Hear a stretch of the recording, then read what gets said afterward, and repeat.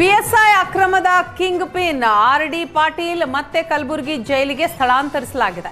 ಕಲಬುರಗಿ ಜೈಲಿನಲ್ಲಿ ಭದ್ರತೆಯ ಕಾರಣ ಹೇಳಿ ಮೈಸೂರು ಜೈಲಿಗೆ ವರ್ಗಾವಣೆ ಮಾಡಲಾಗಿತ್ತು. ಜನವರಿಯಂದು ಮೈಸೂರು ಜೈಲಿಗೆ ವರ್ಗಾಯಿಸಲಾಗಿತ್ತು. ಈ ಬಗ್ಗೆ ಆರ್.ಡಿ. ಪಾಟೀಲ್ ಪತ್ನಿ ಶೋಭಾ ವರ್ಗಾವಣೆ ಪ್ರಶ್ನಿಸಿ ಹೈಕೋರ್ಟ್ಗೆ ಅರ್ಜಿ ಸಲ್ಲಿಸಿದರು. ಈ ಬೆನ್ನಲ್ಲೇ ವಿಚಾರಣೆ ನಡೆಸಿದ ಹೈಕೋರ್ಟ್ ಜಿಲ್ಲಾ ನ್ಯಾಯಾಲಯದ ಆದೇಶವನ್ನು ರದ್ದುಪಡಿಸಿದೆ. ಕೂಡಲೇ ಆರ್.ಡಿ. ಪಾಟೀಲ್ರನ್ನ ಮೈಸೂರು ಜೈಲಿನಿಂದ ಕಲಬುರಗಿ ಜೈಲಿಗೆ ಮರು ವರ್ಗಾವಣೆ ಮಾಡುವಂತೆ ಹೈಕೋರ್ಟ್ ಆದೇಶ ಹೊರಡಿಸಿದೆ.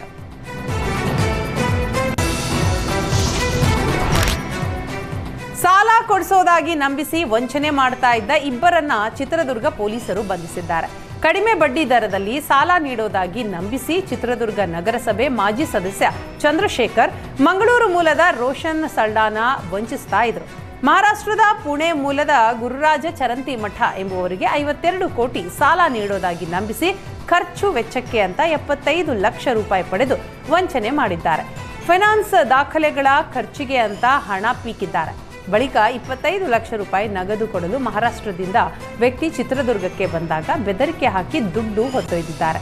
ಸದ್ಯ ಚಿತ್ರದುರ್ಗ ಡಿವೈಎಸ್ಪಿ ಅರುಣ್ ಗೌಡ ನೇತೃತ್ವದಲ್ಲಿ ಕಾರ್ಯಾಚರಣೆ ನಡೆದಿದ್ದು, ಖೋಟಾ ನೋಟು ಚಂದ್ರ ಅಂತಲೇ ಖ್ಯಾತಿ ಗಳಿಸಿರುವ ಚಂದ್ರಶೇಖರ್ ಹಾಗೂ ಸಹಚರರನ್ನ ಬಂಧಿಸಿದ್ದಾರೆ. ಆರೋಪಿ ಚಂದ್ರಶೇಖರ್ ವಿರುದ್ಧ ಚಿತ್ರದುರ್ಗದ ನಗರ ಠಾಣೆಯಲ್ಲಿ 26, ಬಡಾವಣೆ ಠಾಣೆಯಲ್ಲಿ 2, ಕೋಟೆ ಠಾಣೆಯಲ್ಲಿ 4 ಸೇರಿದ ಹಾಗೆ 32 ಪ್ರಕರಣ ದಾಖಲಾಗಿವೆ.